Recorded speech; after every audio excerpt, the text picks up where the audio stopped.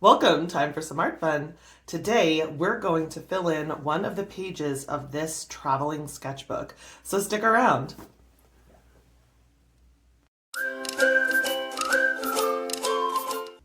I was tagged in the traveling sketchbook challenge. It is right here, hashtag traveling sketchbook. Basically, I was sent the Artbox takeover tag where YouTube artists send each other a whole box of curated art supplies, and I'm just grabbing my what I created in that challenge. And I was tagged in that by Miranda Watson at Alkali Creek Art, one of my favorite YouTubers. I love to watch her videos.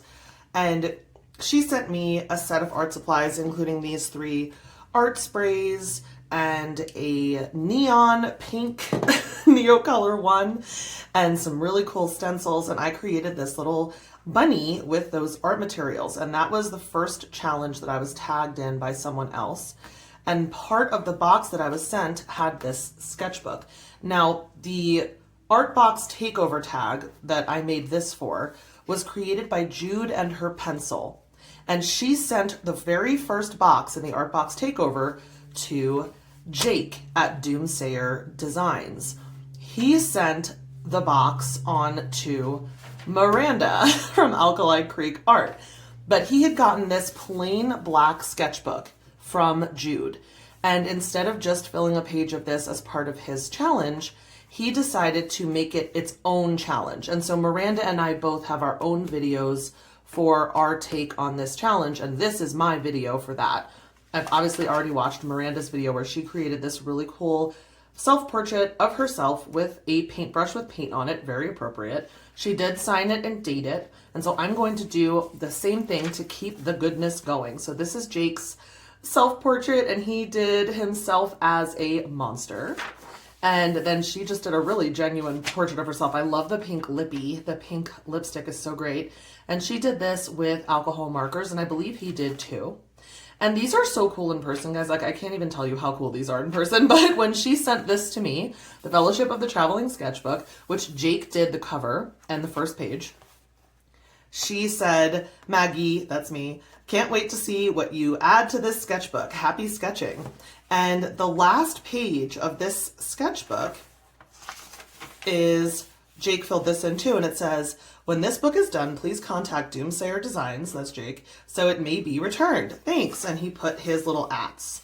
So I reserved the second to last page for Jude, because Jude started this challenge, and how cool would it be if the last page is her self-portrait? So I added this sticky note. So hopefully as this travels around, that last page, the person, whoever fills in this page, will know to send it back to Jude in Canada when they are done with this page, and then Jude will return it to Jake, and the circle will be complete. So I've got to do my part by doing the third page. I've never used alcohol markers. In fact, I own no alcohol markers, so I'm going to figure out something else to do. I will note that this paper is really, really thin. I don't see any information on here. Like, there's no... it's just like a really thick piece of black cardboard almost. The sketchbook outside, it's held together with stitches, so it does lay flat. But it is really, really, really thin paper. In fact, I'm really surprised that it didn't bleed through to the next page. I guess this one did a little bit, the blue and the skin tone, but it's just so thin. It's almost like, I don't know. I don't know how to explain it, but it's definitely not watercolor paper. It's not Bristol board. It is very thin. And so I understand why they used marker, but I don't normally use marker. So I'm trying to decide if I want to use something like a Posca pen with colored pencil, or even some acrylic gouache with colored pencil on top, or some regular gouache. But I'm going to still be thinking about that as I talk you through what my plan is. So that is the traveling sketchbook.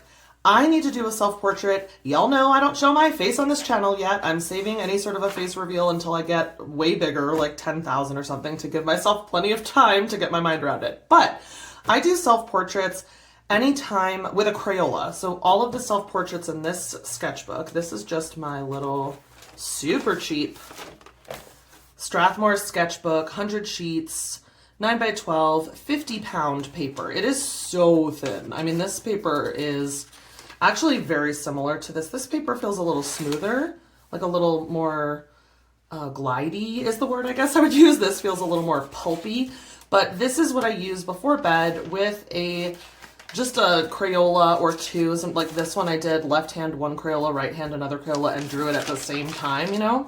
So I stick little cheap things in here, you know, things that are just super fast, throw it together, and honestly, these crack me up. But this is a self-portrait that I did before bed that looks nothing like me. I talk about these a lot in my studio tour, how funny these are, and they just crack me up. So what I want to do, instead of using a photo of myself as a reference, I want to use one of these self-portraits as my reference. And I'm just going to pick the most recent one. So this is the one that I did. Let me just see, it's in frame. Yeah. This is the one I did most recently, and I really like it because I've been experimenting with this kind of thing. I just did this portrait in acrylic gouache and colored pencil. And you see how I have these sort of like circles and lines, and it's not trying to be realistic. It's stylized. That's the word. It's very stylized. And this, my reference for this was this painting, and my reference for this painting was Sketches and Scrubs painting. So I really like, in our hashtag CNS Calling Game of Art Telephone that you're welcome to join, I will be linking that challenge below. But basically this is the third video with a third challenge in as many weeks. And I'm loving the challenges. I honestly want to do more after this, but I like the idea of using my own art as a reference. So this is going to be my reference picture. And now I just have to decide, am I going to just straight up use Crayolas? I don't necessarily want to do that. I want to do something a little different where I interpret this. But this is going to be my basic self-portrait, guys. I'm so excited. The lighting was so dramatic when I did this that I couldn't even see my neck in the mirror, just at night in my bathroom mirror. So this was done on 4/21/22. This was done on 4/25/2022. So I'm going to go into voiceover mode as I create my page and do my part in filling the 20-page, I believe, artist YouTube sketchbook, where we're going to fill, art YouTubers are going to fill every page with self-portraits until it gets back to Jude and Jake. So stick around. It's so funny. I haven't done any portraits for this channel until the last couple of weeks, and then I've done pretty much nothing but portraits for the last couple of weeks. So I hope that you're enjoying this. I know it's not my usual thing. I was super duper intimidated to do this because, again, I don't do portraits for the channel usually, and certainly not self-portraits. And so I just was nervous about that. And then on top of that, that the subject was a different subject to my comfort zone subject, I also had to use, by the necessity of how thin this paper was, materials that I don't normally use outside of my cheap, never to be seen other than in sketchbook tours sketchbook.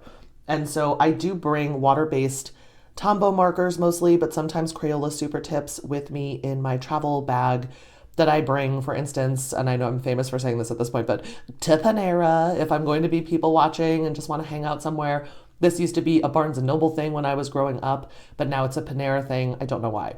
And that's really the only place I tend to use these markers, is out and about when I need to be away from my studio and I don't have access to my water jar and my brushes and my paints. But because this paper was so thin, I knew it would totally just tear apart like tissue paper if I tried to use wet media.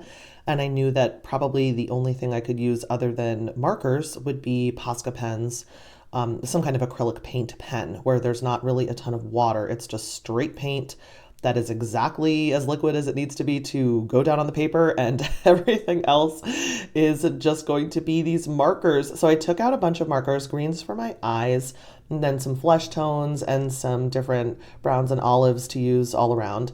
I hadn't actually picked a shadow tone, and I actually did that like the next day and was so nervous to lay it down, but I do really love how it came out.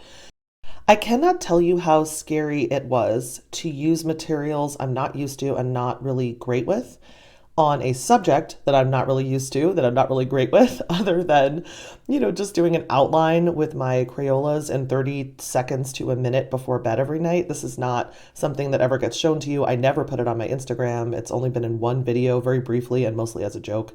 So this was just such a scary thing to put myself out there like this. And there were so many times I tried to fix this or change this because it wasn't my usual thing and it's not what I'm used to looking at. But the fact of the matter is, I really enjoy looking at the final product, and I slowed down for the satisfying tape peel here for you. I could not stop looking at the final. This is not the final. I have a lot more work to do because it's interesting to me. And I just had to do a lot of self-talk about, okay, normally you like to look at your art when it's done because it's cute and it makes you say, oh, or because it's relaxing, like with my landscapes, and I like to look at them and get lost in the memories of whatever it was that I was seeing on the day I took the picture or what I'm imagining when I see the reference picture.